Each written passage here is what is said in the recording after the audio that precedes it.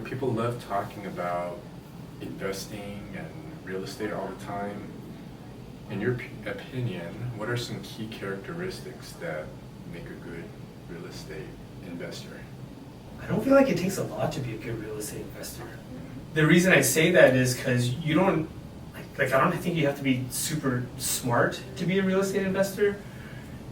And I always compare this to investing in the stock market. If you invest in the stock market, you have to be better than the whole market, right? You have to be better than the big banks with all their inside info and all this kind of stuff. Like you have to be able to beat the index. Mm-hmm. Otherwise, you might as well just be in an index. Mm-hmm. So you somehow have to be smarter than all that. In real estate investing, you don't have to do that, right? Like real estate investing is very simple. Like especially when you talk about buy and hold investing, it's very easy to look and see how much you're going to pay every month, how much your income is going to be every month, and so you know the numbers. Really all you have to do is do it. Like taking action is the biggest thing, and then you just get better at it by learning your lessons along the way. You shared something interesting in our team meeting about prospects and suspects. Can you talk about that a little more? Yeah, so when it comes to, I'll talk about this in the frame of real estate investing, but really this is anything, even in our brokerage practice or anything you do really. When you're talking to people, there's always two types. There's the type that is really going to do something, and so let's go back to the investing side. So an investor, if you're talking to someone who's looking to sell their house, so a prospect is somebody who's actually motivated to do it. They're going to do something, right? And then you can see if you can help them. What we refer to our suspects are the people who are really just kicking tires, and there's a lot of those people out there. No matter what you're in, but they're just, hey, what would you do for this? Like, they're not really motivated to do something, which is fine too. They do a lot of research, right? Sure, yeah. You can even take that and talk about real estate investors that way, right? Like people ask me all the time how to get started in real estate investing, and everybody knows to read some books, learn some stuff. Like you want to learn what it is you're getting into, right? But most people will actually just learn, and never actually do anything. So those are the people that you would say is a suspect, right? Yeah. We're going to get ready and just don't actually do it. To actually be a real estate investor, you actually have to take action. You actually have to buy something. Yep. A little related, but what are some ways or lessons you've learned that has given you the expertise and the experience that you have as an investor in real estate? I think the biggest lesson is that you have to do it to learn it. I'll say in the very beginning, I took a course. I paid $500 for this course that somebody recommended to me, and it was a course on pretty much single family real estate investing, how to do it. It was this 2-day thing, and they did give a lot of information, but really the whole course was just kind of a funnel to pitch you on this other program where they wanted you to pay $10,000 to join some other program to invest in bigger stuff, I guess. But I learned a lot from just that $500 intro course. But what I did afterwards is what I learned was how to figure out how much a place would rent for and how to figure out what your expenses were. And so after that, I went back and I just made some spreadsheets. And I tried it out on some houses and figured out what they were talking about, and I went and I bought a home. Right, this is 15 years ago. Okay, this was in a very different market, but I bought it, and really from then on is when I learned everything. Right, like you don't know how to rehab a house until you actually do it. You can get bids. It's hard to get bids on something that doesn't exist. Like it's hard to know what's going to go wrong before you actually do it. So really, I just kept doing it, and if I didn't screw up so badly that I couldn't go on, then I went on. I did something else, and I made more mistakes and learned along the way. Were there some mistakes that made you question, I guess, yourself at any point, or ended up becoming better than you expected? I think the biggest mistake I made, especially in the first, let's call it 10 years of doing this, was just not being intentional about it. And when I say not being intentional, like even though I know I wanted to do it, I wasn't always focused on it, right? Like when I started, I made a start and I did some things, but then mentally I got sidetracked. That's when I started actually working with buyers and sellers, real estate, all that. So that took a lot of my mind share away. And really for years I was so focused on that I completely it's not that I forgot about it, but I just never gave the time back to it. So I have these big gaps of years where I really didn't do anything. And looking back, that's my biggest regret, is that I didn't continually at least budget some time to the to the craft of real estate investing, because that's time lost. And in something like this, in real estate investing, the more time you have, the better everything is. So in any lost time just sucks. I see. Well, what does it look like now in the focused or more intentional set of things? Yeah, so once again, I've gone from where once in a while I would buy a property, once in a while I would look at some stuff and really fall off it, to now I'm very intentional about it. We have a business which the entire point of it is to look for real estate deals, for investments. And so, every single day we are evaluating deals to see if they work for us. We are, every single day we're renting out properties, we're rehabbing properties, we're doing everything, like, constantly. So that's the difference, is I decided, hey, this is important and we have to do this every day. And so we're doing those activities every single day. Now, when it comes to the Austin's market, housing market, especially now these days, there's a lot of people who need to sell their homes fast. Aside from like the standard MLS listings and stuff, like what are some ways that you're helping clients? Well, first of all, we are helping people navigate the question of, should I sell my home? Should I wait? If they're going to move, should they maybe rent it out? And should they rent it versus should they sell it? Like these are the questions we're helping a lot of sellers with.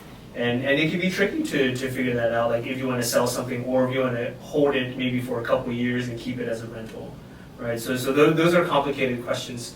We're also able to offer people other choices. There are some people who honestly don't want what I'll call a traditional listing. And a traditional listing is something where we go in, we advise them on how to get the most dollars from their home, whatever it's going to take.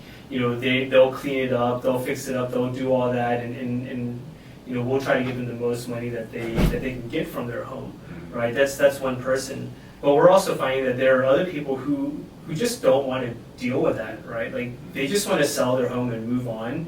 And we tell them, look, we can help you out that way too. It really just depends what you want.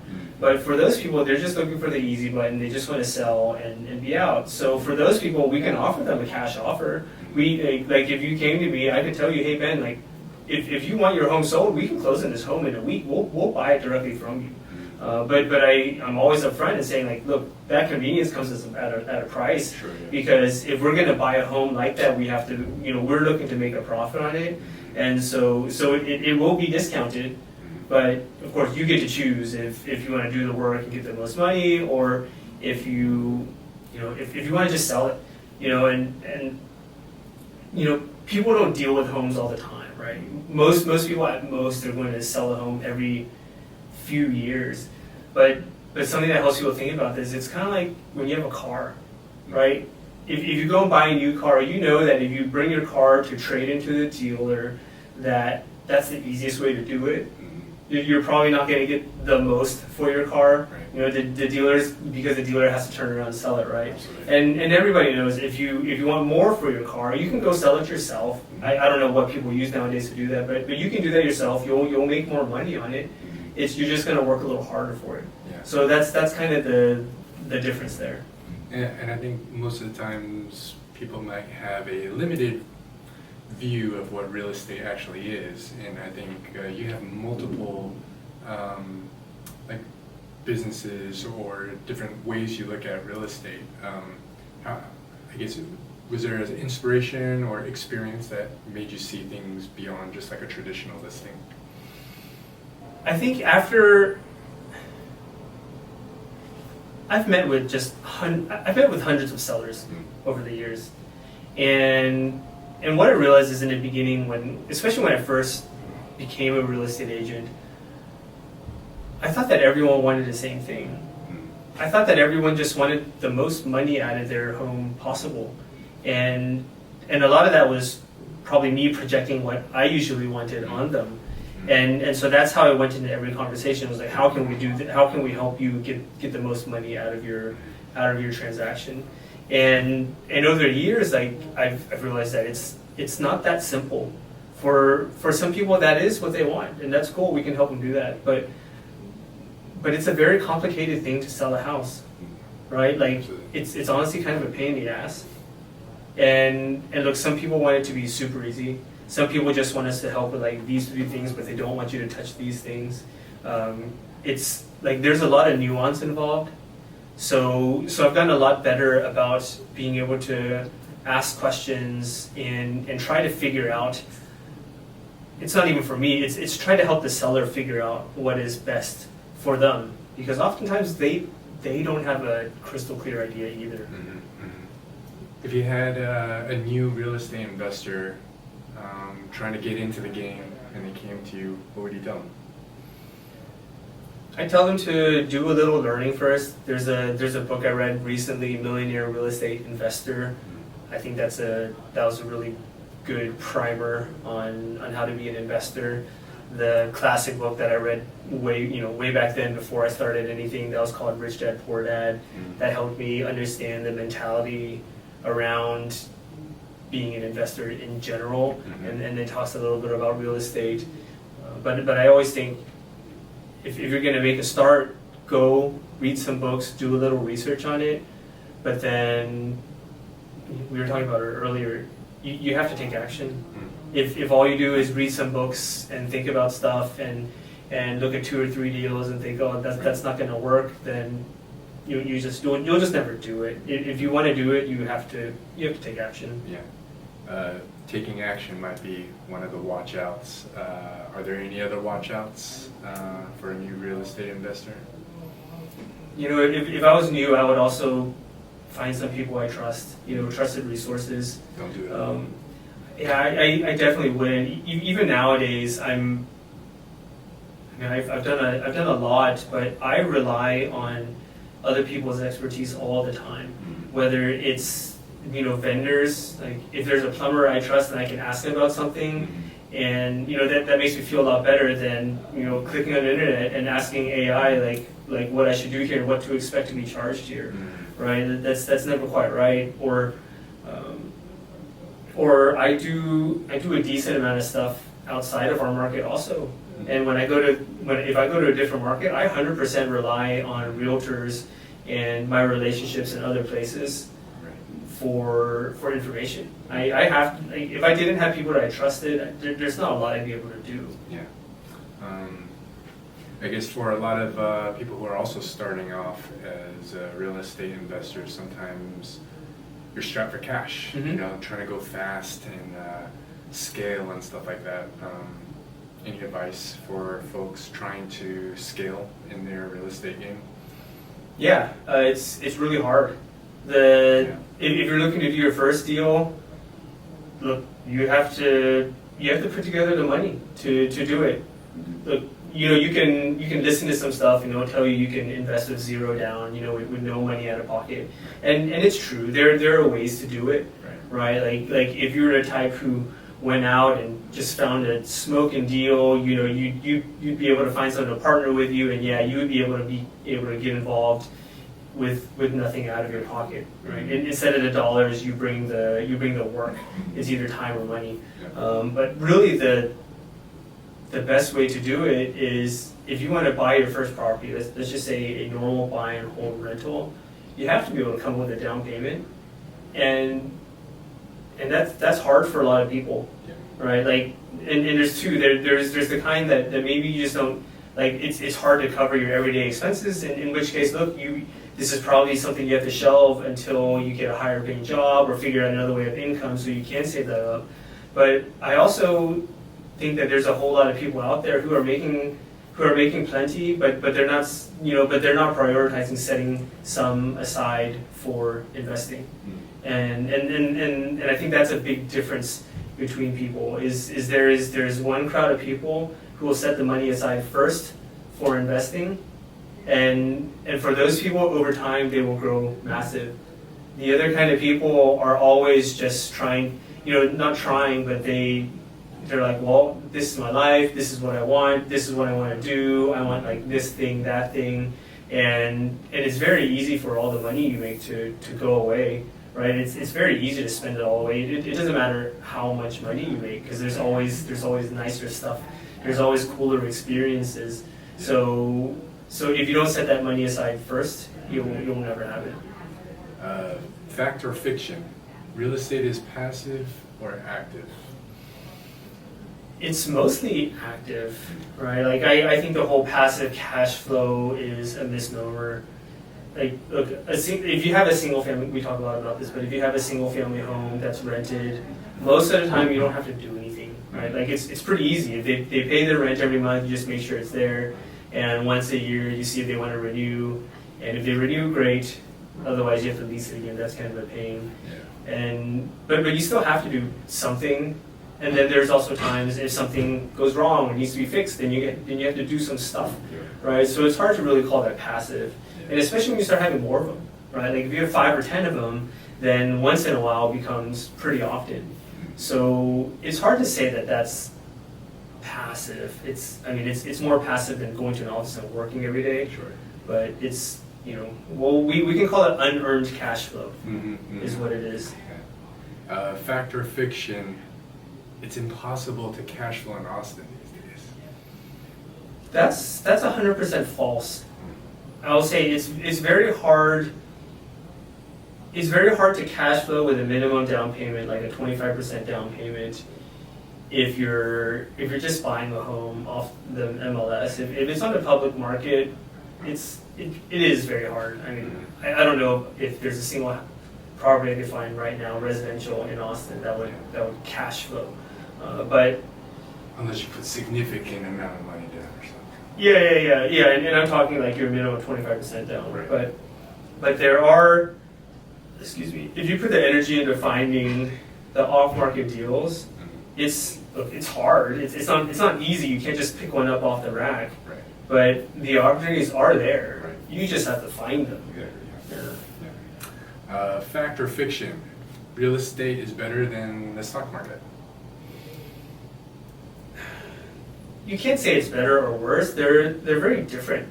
I am much heavier in real estate than I am in the stock market. I still do have exposure to the stock market, but my issue with the stock market is that you have zero control. The only control you have is like when you buy something, when you sell something. But you can't, like I can't go to Apple and be like, hey, I've got an idea, right? And this is going to make the price go up. First of all, I'd be wrong, right. And they wouldn't care what I had to say anyways, right? So I can't affect it in any way. I also can't go buy Apple stock at a discount unless I work there, right? Like if you work for a company, that's different.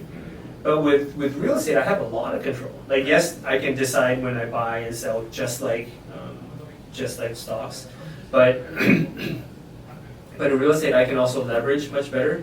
Like typical investment, I put 25% down, so that's 4-to-1 leverage. And leverage is a huge part of the game in real estate.